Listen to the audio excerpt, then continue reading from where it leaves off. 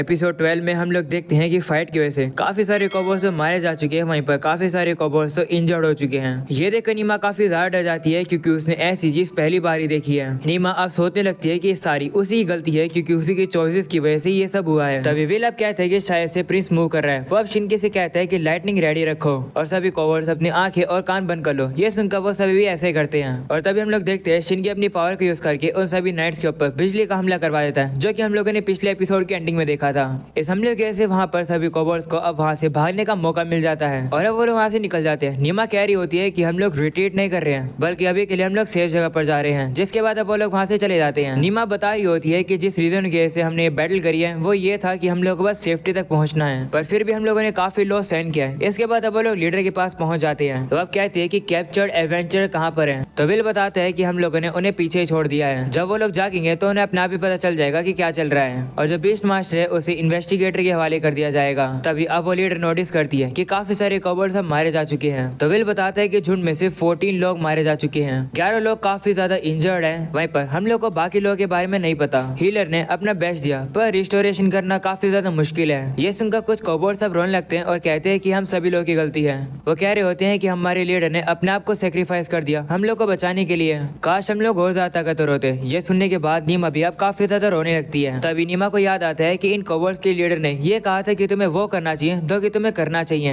ये सुनकर नीमा वापस से मोटिवेट हो जाती है और रोना बंद करती है और अब उन कॉबर्ड से भी कहती है कि रोना बंद करो। तो वो कॉबर्ड अब गुस्सा हो जाते हैं और नीमा कहती है कि शुरुआत से ये तुम्हारी गलती है। तो नीमा भी कहती है हाँ मेरी वजह से इतना नुकसान हुआ है, पर तुम इस तरीके से किसी की भी मेमोरीज को डिसरिस्पेक्ट नहीं कर सकते हो। तब वो कॉबर्ड कहते हैं कि तुम्हारे कहने का ये मतलब है कि हम लोगों ने जो अपने पेरेंट्स और फ्रेंड्स को खो दिया हम उनके लिए रोए नहीं। जिस पर नीमा कहते हैं कि मैं तुम लोग को रोने से मना नहीं किया है, मैं तुम लोग को ये मना कर रही हूँ कि तुम अपने आप को गिल्टी मत मानो। तुम्हें क्या लगता है कि अकेले तुम ही हो जो कि ऐसा फील करता है? तुम काफी सेल्फिश हो। हमारा मकसद ये था कि हम लोग इस झुंड के फ्यूचर को अच्छा बना सके। तो जो लोग मरे वो अपनी लाइफ को रिस्क में डालना चाहते हैं जिससे कि तुम सभी लोग स्माइल करके रह सको। तो तुम इस तरीके से खुद पर ही पछताते रहोगे तो जो मरे हैं उन्हें कैसा लगेगा? तुम सभी लोगों को स्ट्रॉन्ग रहना होगा। अगर तुम सभी लोगों को मुझ पर गुस्सा होना है तो तुम गुस्सा हो सकते हो, पर मैं जितने भी लोग मरे हैं मैं उनकी तरह ताकतवर बन के रहूंगी, चाहे ऐसा करने में मुझे अपनी जान क्यों न गंवानी पड़े। ये बात सुनने के बाद सभी लोग काफी ज्यादा शौक हो जाते हैं। वहीं पर नीमा सोचने लगती है कि ये बात मुझे पहले रियलाइज कर देनी चाहिए थी कि जिस दिन मैं शिनकी की मालिक बनी थी उसी दिन मेरे ऊपर गॉब्लिन्स की रिस्पॉन्सिबिलिटी आ गई थी। उसी तरीके से जब मैंने कॉबर्स को अपने प्रोजेक्ट में बुलाया तो मुझे उन्हें प्रोटेक्ट करना चाहिए था। एक रूलर के तौर पर ये मैंने अपना खुद का पाथ चुना था, पर ये रास्ता काफी सारे कांटों से भरा हुआ है। काफी सारे लोगों ने इस फाइट में अपनी जान गंवा दी है और मैं उन सभी लोगों की जान वेस्ट में नहीं जाने दे सकती हूँ। इससे चाहे कुछ भी हो जाए मैं बाकी सभी कॉबर्स को बचा कर रहूंगी।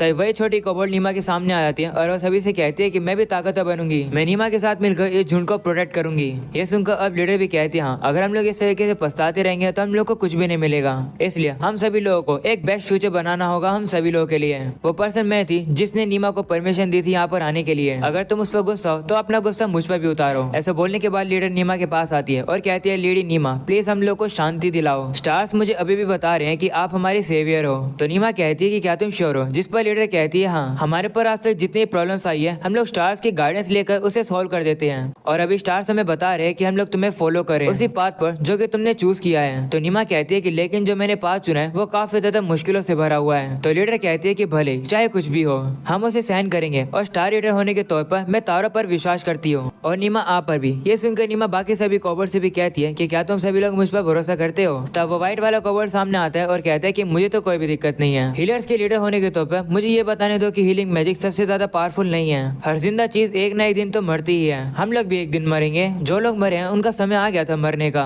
वहीं पर दूसरा कॉबर्ड भी कहते हैं कि शिकार बन के मत मरना बल्कि लड़ते समय मरना। और अब इसी तरीके से सभी लोग अब नीमा से कहते हैं कि हाँ हम लोग तुम पर भरोसा करते हैं, हम सभी लोग तुम्हारी मदद करेंगे तो हमें बचाना। ये सुनकर नीमा भी इमोशनल हो जाती है और वह कहती है ठीक है मैं तुम लोग को बचाऊंगी। ये सुनने के बाद अब सभी कॉबर्ड्स अब नीमा के लिए तालियां बजाने लगते हैं। इसके बाद अब वो लोग बैठकर डिसाइड करते हैं कि अब उन लोगों को कहाँ पर जाना है। वो डिसाइड करते हैं कि वो कॉबर्ड्स को माउंट लिटिमो में पहुंचाएंगे जो कि मैक्सगा प्रोविंस के बॉर्डर पर है। और जो मरे हुए लोगों की बॉडी है अभी के लिए हम लोगों ने उन्हें गार्डन और फॉरेस्ट के हवाले कर दिया है। डिसाइड करते करते अब उन लोगों को शाम हो जाती है। विल कहता है कि अब हम लोग को जाना होगा वापस। तो नीमा भी कहती है हाँ। तभी लीडर नीमा के पास आती है और कहती है कि मेरी छोटी बहन आपके साथ रहना चाहती है। वो अभी भी कमजोर है पर हमारे तुम्हारी जर्नी पर वो ट्रेनिंग करती रहेगी, तो जब भी आपको जरूरत पड़ेगी तो क्या आप उसे बुला लोगी। ये सुनने के बाद नीमा काफी खुश हो जाती है कि क्या उसे कमाल की एक मेड मिलने वाली है। वो अब उस लड़की से कहती है कि मैं एक नोबल की डॉटर हूँ, तो तुम्हें काफी अच्छे से मैनर सीखने होंगे और इंसानों के बीच में रहना होगा। तो वो लड़की कहती है कि आपके लिए मैं कुछ भी करूंगी, आप चिंता मत करो। तो नीमा कहती है ठीक है, तुम मेरे सर्वेंट बन सकती हो।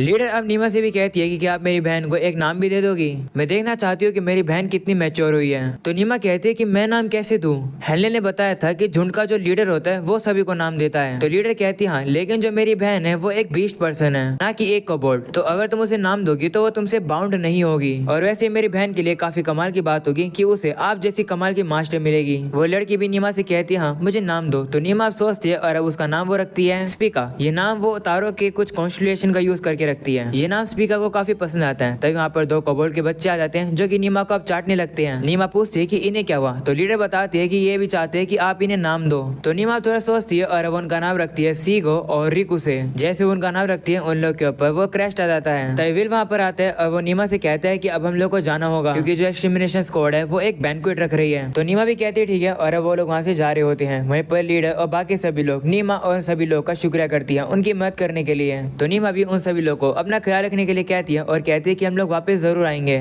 पर कुछ काम निपटाने के बाद। नीमा स्पीका से भी कहती है कि हम लोग थोड़े समय के लिए जा रहे हैं, अपना ख्याल रखना। तो स्पीका भी कहती है ठीक है। उसके बाद वो सभी लोग अब उन्हें गुड बाय कहते हैं। वहीं पर नीमा भी डिसाइड करती है कि वो इन सभी लोगों से सेफली मिलेगी वापस से और वो वापस जरूर आएगी। अगले सीन में विल को दिखाया जाता है जो कि कह रहा होता है कि हम लोग कल निकलेंगे पर अभी के लिए हम लोग गालिया में ही रहेंगे और रात बिताएंगे। फिर हम लोग टेलीपोर्टेशन मैजिक का यूज करके फॉक्स वे में पहुंचेंगे। पर एक बार चल के हम लोग हेलन की रिपोर्ट ले लेते हैं। इसके बाद अब वो लोग हेलन के पास आते हैं। हेलन अब पूरी तरीके से ठीक है और अब वो उन एविडेंस को ले आते हैं जो कि उसे कहा गया था इकट्ठे करने के लिए। उन एविडेंस को अब विल पढ़ रहा होता है। हेलन बताता है कि ये एविडेंस वो रिपोर्ट और डिलीवरी रिसिप्ट है और साथ में उनके यूजेस के रिकॉर्ड भी हैं, पर मुझे कोई सामान कहीं नहीं मिल पाया और यूजेज रिकॉर्ड के अंदर मुझे कुछ टेम्परिंग के निशान मिले। ये सुनकर नीमा हैरान होती है और कहती है कि इसका मतलब इनवॉइसेस को बनाया गया है, इसका मतलब कुछ मर्चेंट और नाइट इस चीज में इन्वॉल्व हैं। विल अब हेलन को शाबाशी देता है और कहते हैं कि इसके बेस पर हम लोग जरूर इन्वेस्टिगेशन करेंगे। मैं कैपिटल को बोलूंगा कि वो जल्दी से एजेंट्स को भेजे। तो नीमा कहती है कि क्या उन लोगों को तुम खुद से नहीं पकड़ोगे। तो विल कहते हैं कि सच बताऊं तो मैं यहाँ पर ज्यादा टाइम वेस्ट नहीं करना चाहता हूँ और इन सब चीजों में और कुछ भी होगा। कमांडर के अलावा भी हम लोग शायद से किसी और को ही पकड़ पाएंगे। वो अब हेलन से कहता है कि मैं इन एविडेंस की डिटेल में जाना चाहूंगा। तभी हम लोग देखते हैं कि वहाँ पर रेल्फ आ जाता है। रेल्फ को देखकर नीमा खुश होती है और जाकर उसे गले लगा लेती है। रेल्फ सभी लोगों को बताता है कि सभी लोग रिकॉग्निशन बैंक्वेट के लिए इकट्ठा हो चुके हैं, तो हम लोग को भी चलना चाहिए। इसके बाद वो सभी लोग भी बैंक्वेट में आते हैं जहाँ पर उन लोगों को काफी सारा टेस्टी खाना मिलता है। नीमा कहती है कि यहाँ का खाना टेस्टी लग रहा है। तो रेल्फ भी कहता है हाँ, पर मेरे और विल के साथ ही रहना, अकेले कहीं पर मत चली जाना।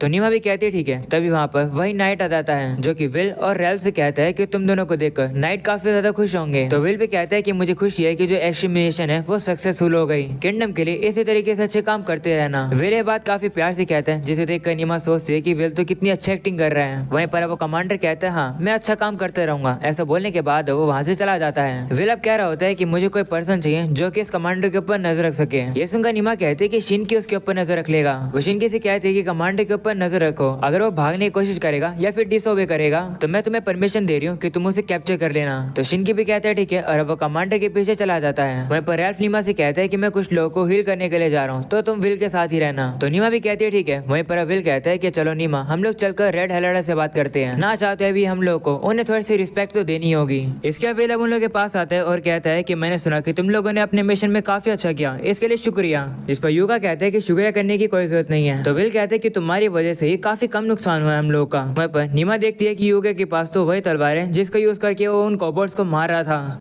ये देखकर नीमा थोड़ी सी परेशान हो जाती है। तो लार्स अब नीमा को चाटता है और नीमा को होश मिलाता है। नीमा भी अब कहती है हाँ इस समय पर मुझे एक ड्यूक की बेटी होने का एक्ट करना होगा। तभी लक अब नीमा के पास आता है और कहता है कि मेरा नाम लक है, आपने ग्रेट विंड होली बीस्ट को टेम कर रखा है, आपसे मिलकर अच्छा लगा। वहीं पर नीमा देखती है कि लक के तो कान काफी ज्यादा क्यूट हैं। वो उन्हें टच करने वाली होती है लेकिन तभी लार्स अब नीमा को पूंछ मार के रोक देता है। इसके बाद लक अब नीमा से उसका नाम पूछता है। तो नीमा अब उसे बताती है कि मेरा नाम नेफरतीमा है और मैं डेरेन ओस्फी की दूसरी बेटी हूँ। ये सुनकर लक उसे कहता है ओ तो तुम्हारे डैड एक ड्यूक है, इसका मतलब तुम इस विंड होली बीस्ट की मास्टर नहीं हो। तो नीमा कहती है नहीं, लार्स का मालिक असलियत में विल है, लार्स और मैं तो बस दोस्त हैं। ये सुनकर लक हैरान हो जाता है और कहते हैं क्या तुम दोनों दोस्त हो, ऐसा कैसे हो सकता है। वो अब नीमा से कहते हैं कि तुम काफी अजीब हो। वो कहते हैं कि चलो इन सब बातों को छोड़ो, मुझे तो भूख लग रही है, मैं खाना खाने जा रहा हूँ, तुम भी चलोगी क्या।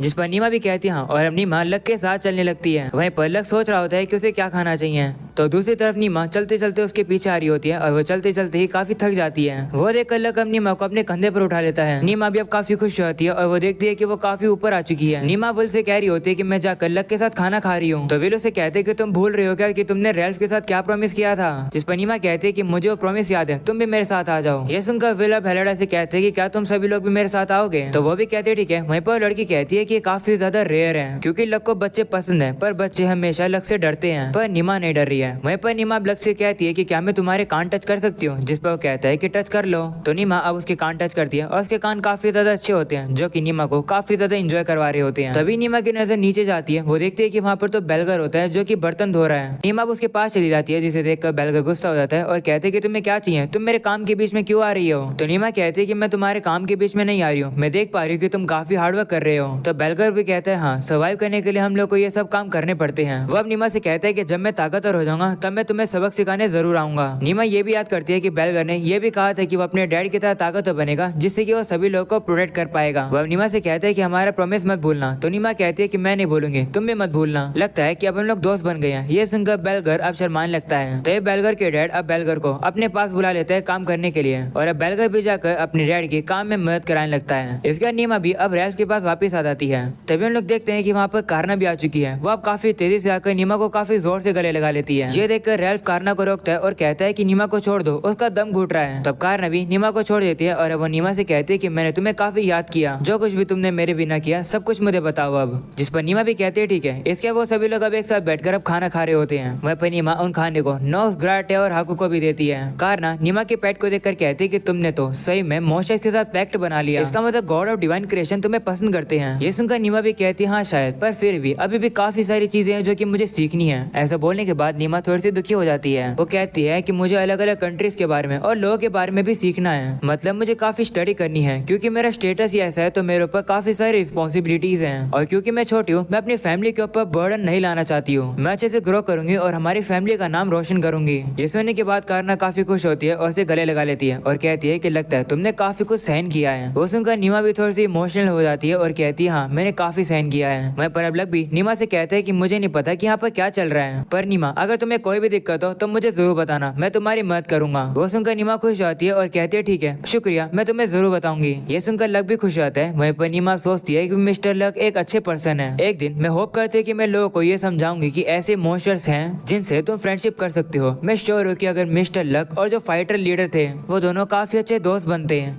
इसके बाद हम लोग को रात का सीन दिखाया जाता है जहाँ पर नीमा अब सो रही होती है। तभी वहाँ पर सोल आता है। नीमा उसे जाकर कहती है कि तुम्हें क्या चाहिए, जिस पर सोल कहता है कि मैं तुम्हें थोड़ी सी दुनिया दिखाना चाहता हूँ। इसके बाद नीमा अब एक टोकरी के अंदर बैठ जाती है। वहीं पर सोल अब उसे उठा रहा होता है और अब उसे काफी अलग अलग सुंदर जगह दिखा रहा होता है, जो कि देखकर नीमा कहती है कि ये काफी सारी अच्छी जगह है। तब सोल भी कहते हैं हाँ इस दुनिया के अंदर काफी खूबसूरत चीजें भरी हुई है, पर इंसान काफी बेवकूफ है, वो इन सारी खूबसूरत चीजों को नहीं देख पाता है और लड़ता रहता है। वो सुनकर नीमा भी कहती है हाँ तुम सही कह रहे हो, इंसान बेवकूफ होते हैं और कमजोर भी होते हैं, पर फिर वो सीरियस होते हैं। और भी अलग अलग लिविंग चीजें होती हैं जिनके अलग अलग फॉर्म्स होते हैं, पर वो भी अपना बेस्ट दे रहे हैं ताकि वो लोग सर्वाइव कर सके। नीमा अफसोस से कहती है कि मुझे दुनिया पसंद है, यहाँ पर जितने भी लोग हैं और हर कुछ मुझे पसंद है, इसलिए मैं अपने नाम की कसम खाकर कहती हूँ कि मैं प्रोजेक्ट शियाना को सक्सेसफुल बनाकर रहूंगी। मैं इस दुनिया को एक ऐसी जगह बनाकर रहूंगी जहाँ पर इंसान और मॉन्स्टर एक साथ खुशी खुशी रह सके। एक दिन मैं ऐसा जरूर करूंगी। इसके बाद हम लोग को अगले सीन में दिखाया जाता है कि वो सभी लोग अब एक बोट पर बैठकर कहीं पर जा रहे हैं और अब यहीं पर हो जाता है ये एपिसोड खत्म। एपिसोड के साथ साथ ये एनीमे भी यहीं खत्म होती है। इस एनीमे का सीजन 2 कब आएगा मुझे नहीं पता, पर जब भी आएगा तुम लोग को इस चैनल पर देखने को मिल जाएगा। उसके लिए चैनल को सब्सक्राइब करके ऑल नोटिफिकेशन जरूर से ऑन कर देना। पर आज के लिए इतना ही, वीडियो को जोर से लाइक करके जाना। मिलते हैं अगले एपिसोड में, तब तक के लिए बाय बाय।